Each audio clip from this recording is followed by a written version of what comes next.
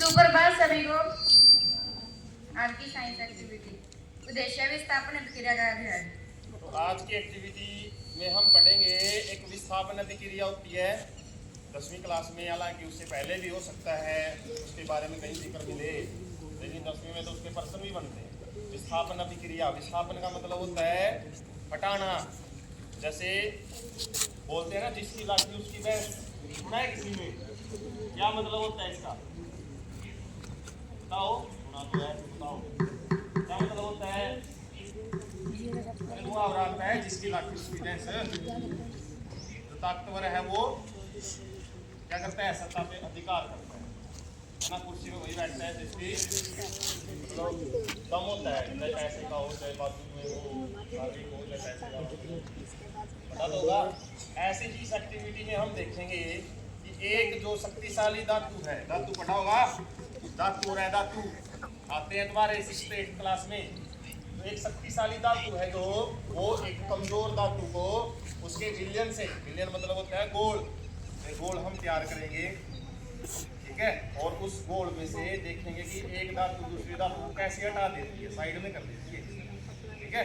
तो आपने ध्यान से सुनना है, समझना है। आवश्यक सामग्री कॉपर सल्फेट। क्या भाई तो आगे आगे दिखाओ, एक तो पीछे मत खड़े हो तुम लोग, वहां खड़े हो जाओ।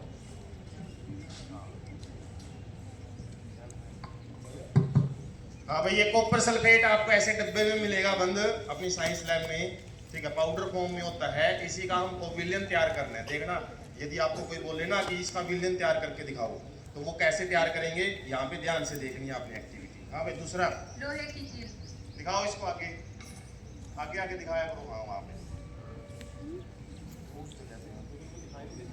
तो ये तो आपको पता ही है, लोहे की हमने धागे से बांध रखी है ताकि हम इसको टेस्ट ट्यूब में डुबा सकें, ठीक है। लोहा यहाँ पे मैंने बताया था ना, शक्तिशाली धातु का काम करेगी लोहा।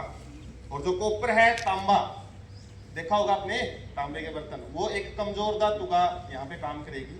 और लास्ट में क्या होएगा, वहां पे हमको समझ में आएगा कि किस प्रकार से शक्तिशाली धातु है और कमजोर धातु हमारी तांबा रहेगी। हाँ, परखनली आपने देखी भी होगी, ठीक है। ये दिखाओ भाई, आगे आगे दिखाओ, कॉन्फिडेंस के साथ दिखाया करो, पीछे छुप के नहीं। ये परखनलियां हैं, बहुत सारी एक्सपेरिमेंट करने के लिए इस्तेमाल की जाती है, इंग्लिश में टेस्ट ट्यूब बोलते हैं। जो नीले से एक स्ट्रक्चर में आपको ढांचे में ये रखी हुई दिखाई दे रही है, इसको क्या बोलते हैं?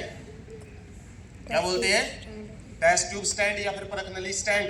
नाम साथ में याद रखा करो, अगली एक्टिविटी में भी आपसे कभी पूछी जा सकता है, पता है।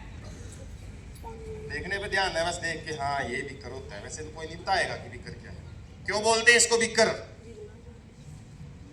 हैं, कौन बताएगा बिकर क्यों बोलते हैं?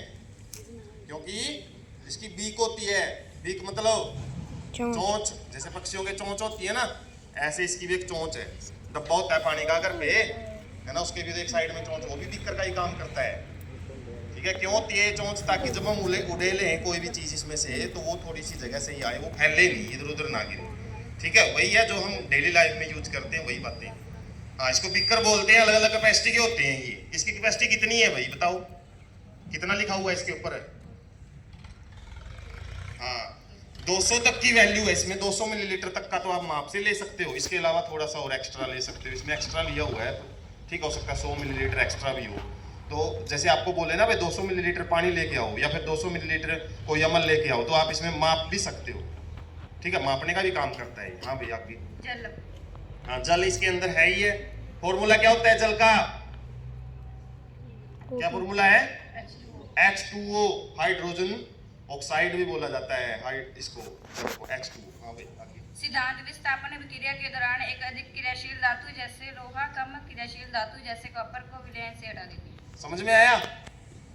ज्यादा क्रियाशील जो धातु है, कौन सी बताई है मैंने? अरे कौन सी थी वो कील, किस चीज की है? लोहे की। जो ज्यादा क्रियाशील धातु है वो कम क्रियाशील धातु कौन सी? तांबा। दो धातुओं की बात चल रही है यहाँ पे। तो लोहा क्या करेगा? तांबे को उसके विलयन से हटा देगा। हाँ भाई, नेक्स्ट क्रियाविधि थोड़ा सा कॉपर सल्फेट का पाउडर बीकर में लेकर उसमें जल मिलाकर उसका विलयन तैयार करें। तो अब विलयन तैयार करेंगे हम कॉपर सल्फेट का। देख लो कैसे तैयार किया जाता है। आगे लिया, ज्यादा पानी मत डाल इसके अंदर, आते पानी बहुत है। हाँ जल्दी करो। तो ये पाउडर होता है डिब्बे के अंदर। आगे दिखाना भाई, ये दिख नहीं रहा। एक तो एक टेबल है ना, इधर रख लो फटाफट उठाओ।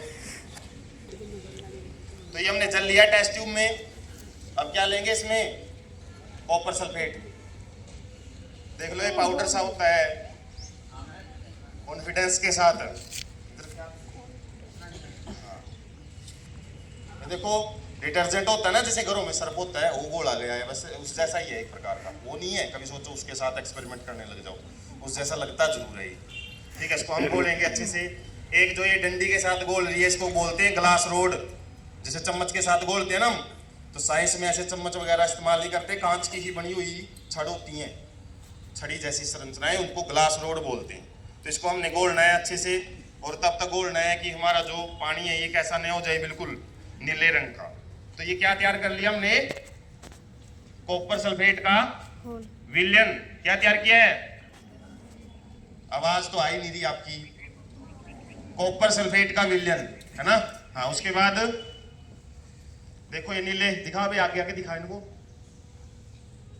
हाँ, तो ये कॉपर सल्फेट का विलयन ऐसे हमने जस्ट जैसे चीनी घोलते हैं पानी में, नमक घोलते हैं, ऐसे ही घोला है। और उसके बाद क्या करेंगे, ये जो छड़ है या फिर जो कील है अपनी लोहे की, कोई भी चीज हम इसमें कर सकते हैं। इसका रंग देख लो पहले, कील का कैसा है, कैसा रंग है, कैसा रंग देखा है कील का, सफेद होता है। ध्यान से देखो, पूरा सफेद ही है। और अब हमने क्या करना है, इसको आधी कील को इस विलयन में हम डुबोएंगे। अब ऐसे आपको बोले ना इसमें से तांबा अलग करके दिखाओ, ऐसे नहीं निकलेगा, छान के नहीं निकाल सकते। वे कॉपर सल्फेट तो हम पढ़ रहे हैं, लेकिन फिर तांबा अलग नहीं हो पाएगा। लेकिन हम क्या करेंगे, इस लोहे की कील को उसके अंदर डालेंगे, तो इसका रंग, आधा रंग आपको अलग मिलेगा और आधा इसका पुराने वाला रंग ही रहेगा। ठीक है, डाल लो इसको, आधी डालना, पूरी मत डालना इसमें। तो इसमें देखेंगे हम कि जो लोहा है वो तांबे को हटा देता है इस विलयन से, और आराम आराम से टाइम लेता है। वैसे ये जो नीला रंग है वो गायब होने लग जाता है, और जो हरा रंग है वो इसमें आने लग जाता है। तो रंग परिवर्तन भी होता है, और साथ में थोड़ी देर में देखोगे लोहे की जो कील है ना, इसका भी रंग बदल जाएगा। और रंग आप बोलोगे भाई नीला रंग है, वैसे नीला रंग चढ़ना चाहिए इसके ऊपर। वैसे तो नीले रंग में डुबोगे तो नीला रंग चढ़ता है ना, लेकिन इसमें कैसा रंग चढ़ेगा, तांबे का रंग कैसा होता है, कैसा होता है, ब्राउन, भूरे रंग का। देख रहे हो थोड़ा सा फर्क। हाँ, देख लो आप, हो सकता है दूर से ना दिखे। तो ये आधी कील का रंग कैसा हो गया, भूरे रंग का हो गया है यहाँ पे, है ना, तांबा चढ़ गया इसके ऊपर। हाथ से भी आप बता रहोगे ना तो हाथ पे भी आ जाता है, वैसे ब्लैक ब्लैक दिखाई देगा वैसे तो, लेकिन कील पे देख सकते हो आप भूरे रंग का दिखाई दे रहा है तांबा। इस तरीके से जो लोहा है ना वो तो इसमें घुलना शुरू हो जाता है, घुल जाता है लोहा। और जो तांबा है ना वो इस विलयन से कहाँ पे आना शुरू हो जाता है, इस कील के ऊपर चढ़ना शुरू हो जाता है। इस तरीके से हम तांबे को अलग कर सकते हैं। कहां से, कॉपर सल्फेट से। कौन सी अभिक्रिया की हमने आज, विस्थापन। क्या नाम है, विस्थापन अभिक्रिया। कौन सी धातु इसमें क्रियाशील है ज्यादा, कौन सी, वो ज्यादा बोल रहे हैं आप, बोल ही नहीं रहे। लोहा। और कम क्रियाशील कौन सी है, तांबा। ठीक है, ये बात आपने याद रखनी है। निष्कर्ष पढ़ते इसका। निष्कर्ष, लोहे की कील पर भूरे रंग की परत जम जाती है और यह परत तांबे की है जो कॉपर सल्फेट के विलयन से अलग हो गया है, तथा अभिक्रिया पूरी होने पर कॉपर सल्फेट के विलयन का रंग नीले से हरा हो जाता है। नीले से हरा रंग हो जाता है। ये प्रश्न कल पूछे जाएंगे आपसे। क्लैपिंग करो आप।